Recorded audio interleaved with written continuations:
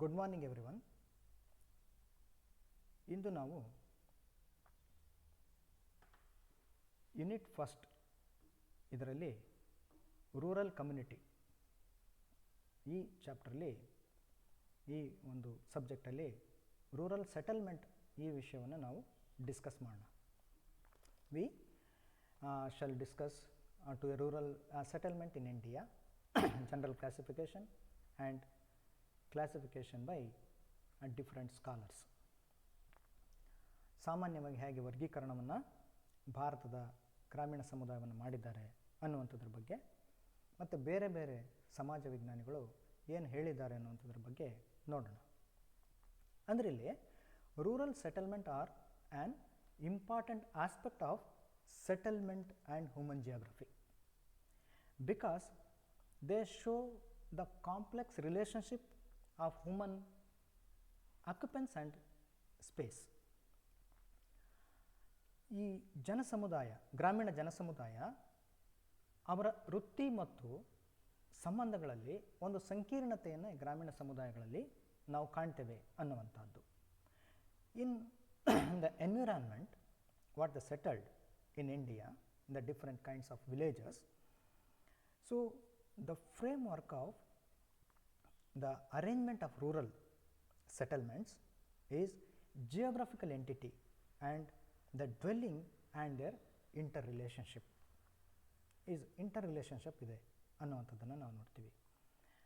So ಹಾಗೆಯೇ ನಾವು the purpose of the study we can classified into 2 types of the rural settlement. ಏನು ಈ rural settlement ಅಂದರೆ, what is a rural settlement and what are the classification of rural settlement? Generally we can divide it into 2 types. First one is grouped village, ಗುಂಪು ಗ್ರಾಮಗಳು. ಅದನ್ನು ಬೇರೆ ಬೇರೆ ಹೆಸರಲ್ಲಿ ಕೂಡ ಕರೀತಾರೆ. ಅದು ಕಾಂಪ್ಯಾಕ್ಟ್ ವಿಲೇಜ್, ಯುನಿಕ್ ವಿಲೇಜ್ ಅಥವಾ ನ್ಯೂಕ್ಲಿಯೇಟೆಡ್ ವಿಲೇಜ್ ಅಂತಲೂ ಕೂಡ ಬೇರೆ ಬೇರೆ ಹೆಸರಿಂದ ಕರೀತಾರೆ. ಸೊ ಹಾಗೆಯೇ ಎರಡನೇದಾಗಿ ನಾವು ನೋಡ್ತೀವಿ in the second one, dispersed village or scattered village. Villages are isolated village ಅಂತಲೂ ಕೂಡ ಕರೀತಾರೆ. ಅಂದರೆ ಹರಡಿಕೊಂಡಿರ್ತಕ್ಕಂಥ ಹಳ್ಳಿಗಳು ಅಥವಾ ಒಂದು ಅಥವಾ ಎರಡು ಮನೆಗಳಿಂದ ಕೂಡಿರ್ತಕ್ಕಂಥ ಗ್ರಾಮಗಳು. ಸೊ ಇದನ್ನು ಐಸೋಲೇಟೆಡ್ ವಿಲೇಜ್ ಅಂತಲೂ ಕೂಡ ನಾವು ಕರಿತೀವಿ. ಸೊ ಇಲ್ಲಿ nucleated villages or grouped villages ಅಂದರೆ ಏನು, ಗುಂಪು ಗ್ರಾಮಗಳು ಅಂದರೆ ಏನು? We can observe entire the country of a grouped village. ಈ ಗ್ರೂಪ್ಡ್ ವಿಲೇಜನ್ನು ನಾವು ಇಡೀ ಭಾರತದಾದ್ಯಂತ ನಾವು ಕಾಣಲಿಕ್ಕೆ ಸಾಧ್ಯ ಇದೆ, except in the state of Gujarat, Kerala and Karnataka in this coastal region. So ಅಲ್ಲಿ ನಾವು ಏನು ಈ ಸ್ಕ್ಯಾಟರ್ಡ್ ವಿಲೇಜನ್ನು ಕಾಣ್ತೀವಿ. ಸೊ ಅದಿರಲಿ, ಈಗ ನಾವು ಈ ಗ್ರೂಪ್ಡ್ ವಿಲೇಜಿಗೆ ಸಂಬಂಧಪಟ್ಟ ಹಾಗೆ ನೋಡ್ತಾ ಹೋಗೋಣ. ಭಾರತದಲ್ಲಿ ನಾವು ಗ್ರೂಪ್ಡ್ ವಿಲೇಜ್ ಅಂತಂದರೆ ಈ ವಿಲೇಜ್ಗಳು how to construct or establish in the India in the rural area ಅಂತ ನಾವು ನೋಡಿದ್ರೆ, the homes are grouped village togetherness. The homes are dwellings togetherness ಅಂದರೆ ಒಟ್ಟೊಟ್ಟಿಗೆ ಗುಂಪಾಗಿ ರಚನೆಗೊಂಡಿರ್ತವೆ ಅನ್ನುವಂಥದ್ದು. The houses are in a fixed place or area. Those who are the rural people, their houses or dwellings constructed in the fixed area around the agricultural lands. ಸುತ್ತಲೂ ಕೂಡ agricultural ಫೀಲ್ಡನ್ನು ಹೊಂದಿರತಕ್ಕಂಥದ್ದನ್ನು ನಾವು ನೋಡ್ತೀವಿ. So ಹಾಗೆಯೇ the houses built very closely. It mean ಗ್ರಾಮಗಳು, ಈ ಮನೆಗಳು ಹೇಗೆ ರಚನೆಗೊಂಡಿರ್ತವೆ, ಒಂದು ಗುಂಪಾಗಿ ರಚನೆಗೊಂಡಿದ್ದು ಮಾತ್ರ ಅಲ್ಲ, ಒಂದಕ್ಕೆ ಒಂದು ಮತ್ತೊಂದು ಏನಾಗ್ತದೆ, ಹತ್ತಿರವಾಗಿ ರಚನೆಗೊಂಡಿರ್ತವೆ, very closely. People work in fields, another one most important one. Work in fields ಅಂದರೆ ಅರ್ಥ ಏನು? ಈ ಗುಂಪಾಗಿ ರಚನೆಗೊಂಡಿರ್ತಕ್ಕಂಥ ಈ ಡ್ವೆಲ್ಲಿಂಗ್ಸ್ ಏನಿದೆ, ಕುಟುಂಬಗಳು ಏನಿರ್ತವೆ, ಆ ಸುತ್ತಲೂ ಕೂಡ ಕೃಷಿ ವಲಯಗಳನ್ನು ಹೊಂದಿರ್ತಾರೆ. ಈ ಕೃಷಿ ವಲಯಗಳನ್ನು ಹೊಂದಿದ್ದು, ಕೃಷಿ ಭೂಮಿಗಳನ್ನು ಹೊಂದಿದ್ದು, ಅವುಗಳಲ್ಲಿ ಅವರು ದಿನನಿತ್ಯ ವರ್ಕ್ ಮಾಡ್ತಕ್ಕಂಥ ಕೆಲಸ ಕಾರ್ಯಗಳನ್ನು ಮಾಡ್ತಕ್ಕಂಥದ್ದನ್ನು ನಾವು ನೋಡ್ತೀವಿ. The daily life leading are doing in the agricultural field. So it's very, ಈ ಒಂದು ಗುಂಪು ಗ್ರಾಮಗಳನ್ನು ನಾವು ಇಡೀ ಭಾರತದಾದ್ಯಂತ ಎಲ್ಲ ರಾಜ್ಯಗಳಲ್ಲೂ ನಾವು ಕಾಣ್ತೇವೆ. ಇಲ್ಲಿ ಮಾತ್ರ ಅಲ್ಲ, ಅಂದರೆ ಪ್ರಪಂಚದಾದ್ಯಂತ ಇದೆ. ಸೊ ಹಾಗೆಯೇ ನಾವು concentrate to be in our country, ಭಾರತದಾದ್ಯಂತ ನಾವು ಕಾಣ್ತೇವೆ ಅಂತ ಹೇಳ್ಬೋದು. ಸೊ ಹಾಗೆಯೇ ನಾವು ಎರಡನೇದಾಗಿ dispersed village or scattered village, ಇದನ್ನು ನಾವು ನೋಡಿದಾಗ ಈ ಗ್ರಾಮಗಳು ಹಂಚಿ ಹೋಗಿರ್ತಕ್ಕಂಥದ್ದು, ಚದುರಿ ಹೋಗಿರ್ತಕ್ಕಂಥದ್ದು, ದೂರ ದೂರದಲ್ಲಿ ಒಂದು ಕುಟುಂಬಕ್ಕೂ ಅಥವಾ ಒಂದು ಮನೆಯ ರಚನೆಗೂ ಮತ್ತೊಂದು ಮನೆಯ ರಚನೆಗೂ ಸಾಕಷ್ಟು ಅಂತರ ಇರ್ತಕ್ಕಂಥದ್ದನ್ನು ನಾವಿಲ್ಲಿ ಕಾಣಲಿಕ್ಕೆ ಸಾಧ್ಯ ಇದೆ. ನಾನೀಗಾಗಲೇ ಹೇಳಿದಾಗೆ ಅವು ಎಲ್ಲಿದ್ದಾವೆ ಅಂತೇಳಿ ಹೇಳ್ತೀನಿ ನೆಕ್ಸ್ಟು. ಸೊ ಈಗ ಇಲ್ಲಿ ಹೇಗೆ ಜನ ವಾಸ ಮಾಡ್ತಾರೆ, how to living of the people in these type of villages, in the dispersed villages like that the people living in their own farms, the most important. ಅವರು ಅವ್ರದ್ದೇ ಆಗಿರ್ತಕ್ಕಂಥ ಒಂದು ಕುಟುಂಬಗಳನ್ನು ರಚನೆ ಮಾಡ್ಕೊಂಡಿರ್ತಾರೆ. ಒಂದು ಮನೆಗೂ ಮತ್ತೊಂದು ಮನೆಗೂ ಸಾಕಷ್ಟು ಅಂತರ ಇರತಕ್ಕಂಥದ್ದನ್ನು ನಾವು ನೋಡ್ತೀವಿ. Social life of a different in nature, ಒಂದೇ ಥರ ಇರೋದಿಲ್ಲ, ಅವರ ಸಾಮಾಜಿಕ ಜೀವನ ಬೇರೆ ಬೇರೆ ಥರದಲ್ಲಿರ್ತದೆ. So house are more scattered is more significance of the scattered villages. House are more scattered ಅಂದರೆ ಒಂದು ಮನೆಗೂ ಮತ್ತೊಂದು ಮನೆಗೂ ಸಾಕಷ್ಟು ಸ್ಥಳಾವಕಾಶ ಇರ್ತಕ್ಕಂಥದ್ದು.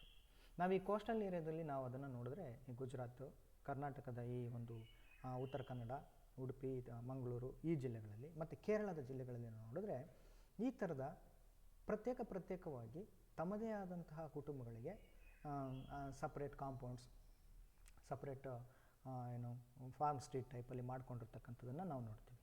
ಸೊ ಹಾಗಾಗಿ ಇವರು ಹೇಗೆ ಇವರ ಒಂದು ರಚನೆಗೊಂಡಿರ್ತವೆ ಗ್ರಾಮಗಳು ಅಂತ ಹೇಳಿದ್ರೆ, the farms surrounded by family. The farm surrounded by family means ಒಂದು ಫ್ಯಾಮಿಲಿಯ ಸುತ್ತಲೂ ಕೂಡ, ಫ್ಯಾಮಿಲಿ ಸುತ್ತಲೂ ಅಂದರೆ ಅದೆಲ್ಲವನ್ನು ಒಳಗೊಂಡಿರ್ತದೆ. ಅವರ ಅಗ್ರಿಕಲ್ಚರ್ ಏನು ಮಾಡ್ತಾರೆ ಅದೆಲ್ಲವನ್ನು ಒಳಗೊಂಡು ಒಂದು ಕಾಂಪೌಂಡನ್ನು ಹಾಕ್ಕೊಂಡು ಅದು ಫಾರ್ಮ್ ಸ್ಟ್ರೀಟ್ ಟೈಪಲ್ಲಿ ಅದರ ಮಧ್ಯದಲ್ಲಿ ಅವರು ವಾಸ ಮಾಡ್ತಕ್ಕಂಥದ್ದನ್ನು ನಾವು ನೋಡ್ತೀವಿ. ಸೊ ಇದನ್ನು ನಾವು ಹೆಚ್ಚಾಗಿ ಮಲೆನಾಡು ಪ್ರದೇಶಗಳಲ್ಲೂ ಕೂಡ ಈ ಥರದ ಒಂದು ಗ್ರಾಮಗಳನ್ನು ನಾವು ಕಾಣ್ತೀವಿ. ಸೊ ಹಾಗೆಯೇ ಕೋಸ್ಟಲ್ ಏರಿಯಾದಲ್ಲಿ ಅತಿ ಹೆಚ್ಚನ್ನು ನಾವು ನೋಡ್ತೀವಿ. ನಂತರ ನಾವು village settlement pattern classification by different scholars. ಈ ಡಿಫ್ರೆಂಟ್ ಸ್ಕಾಲರ್ಸ್ ಏನು ಹೇಳ್ತಾರೆ, ಬೇರೆ ಬೇರೆ ಸಮಾಜ ವಿಜ್ಞಾನಿಗಳು ಏನು ಹೇಳ್ತಾರೆ ಅನ್ನುವಂಥದ್ದನ್ನು ನಾವು ನೋಡೋಣ. JB ಚಿದಂಬರ್ಸ್ ಅಂತಕ್ಕಂಥ ಸಮಾಜ ವಿಜ್ಞಾನಿ the classification the 6 type of village settlement. ಅವರು ಮೊದಲಿಗೆ ಹೇಳ್ತಾರೆ isolated form steed. Isolated form steed ಅಂತಂದ್ರೇನು ಅಂದರೆ, ಒಂದು ಪ್ರದೇಶದಲ್ಲಿ ಅವರು ತೋಟ ಅಥವಾ ಅಗ್ರಿಕಲ್ಚರನ್ನು ಮಾಡ್ತಕ್ಕಂಥ ಪ್ರದೇಶದಲ್ಲಿ ಒಂದು ಕುಟುಂಬವನ್ನು ರಚನೆ ಮಾಡ್ಕೊಂಡಿರ್ತಾರೆ. ಆ ಕುಟುಂಬ ಮನೆಯನ್ನು ರಚನೆ ಮಾಡಿಕೊಂಡು ಒಂದೇ ಕುಟುಂಬ ಅಲ್ಲಿ ರಚನೆ ಇರತಕ್ಕಂಥದ್ದನ್ನು ನಾವು ನೋಡ್ತೀವಿ. ಸೊ ಹಾಗೆಯೇ ಎರಡನೇದಾಗಿ ಅವರು ಹೇಳ್ತಾರೆ ವಿಲೇಜಸ್ ಕಾಮನ್ಲಿ ಎಕ್ಸ್ಪ್ಲೇನ್ಡ್ ಏನು ಅಂತ ಹೇಳಿದ್ರೆ, ಗ್ರಾಮಗಳು ಅದು ಹೇಗೆ ಇರ್ಬೋದು, ಒಟ್ಟು ಗುಂಪುಗೂಡಿರ್ತಕ್ಕಂಥ ಅಥವಾ ದೂರದ ಮನೆಗಳಿರ್ತಕ್ಕಂಥ ಒಟ್ಟಾಗಿ ರಚನೆ ಇರ್ತಕ್ಕಂಥ ಗ್ರಾಮಗಳನ್ನು ನಾವು ನೋಡ್ತೀವಿ. ನೆಕ್ಸ್ಟ್ ನಾವು ನೋಡ್ತೀವಿ ಲೈನ್ ವಿಲೇಜಸ್ ಅಂತ ಹೇಳಿದ್ರೆ, it's constructed in beside the roads. ರಸ್ತೆಯ ಎರಡೂ ಬದಿಗಳಲ್ಲಿ ಅವು ಕನ್ಸ್ಟ್ರಕ್ಟ್ ಆಗಿರ್ತಕ್ಕಂಥದ್ದನ್ನು ನಾವು ಕಾಣ್ತೇವೆ. ದ ಲೈನ್ ವಿಲೇಜಸ್ ಅಂತೇಳಿ ಕರೀತಾರೆ ಚಿದಂಬರಸರವರು. ಹಾಗೆ ರೌಂಡ್ ಆರ್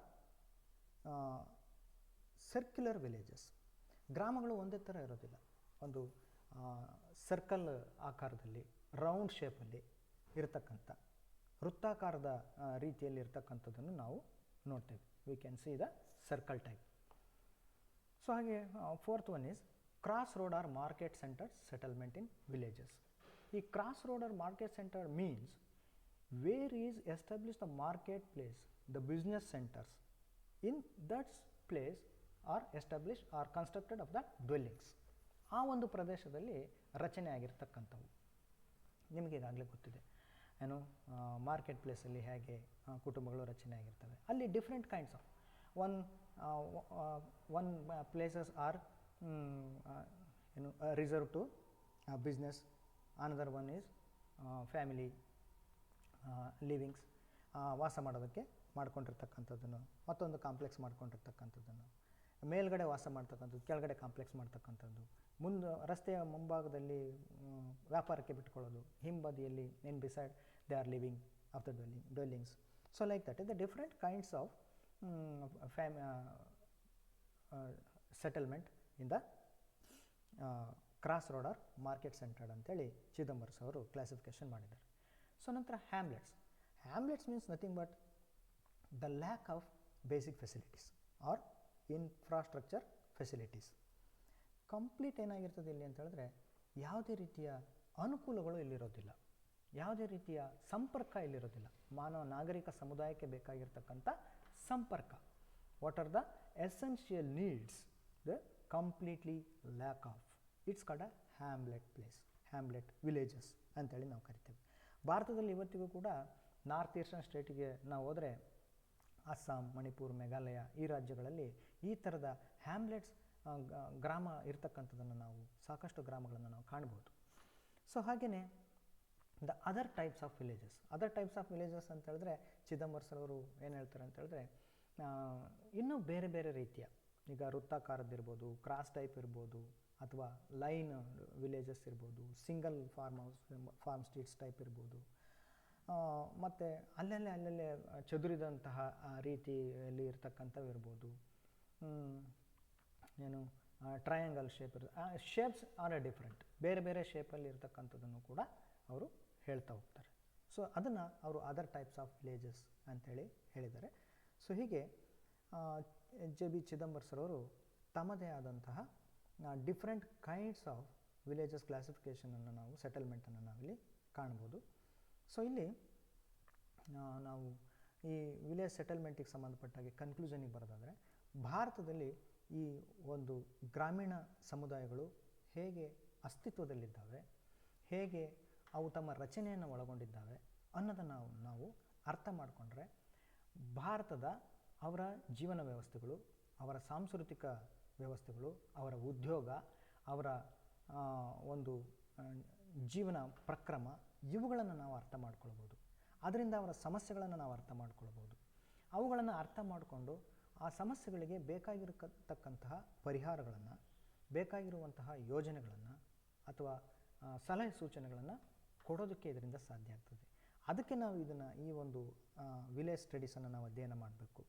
ಗ್ರಾಮಗಳು ಹೇಗೆ ರಚನೆಗೊಂಡಿದ್ದಾವೆ, ಹೇಗೆ ಸ್ಥಾಪನೆಗೊಂಡಿದ್ದಾವೆ ಅಂತಕ್ಕಂಥದ್ದನ್ನು, how does their establishment, how does their construction ಅನ್ನೋದನ್ನು ನಾವು ಅಧ್ಯಯನ ಮಾಡಬೇಕಾಗ್ತದೆ.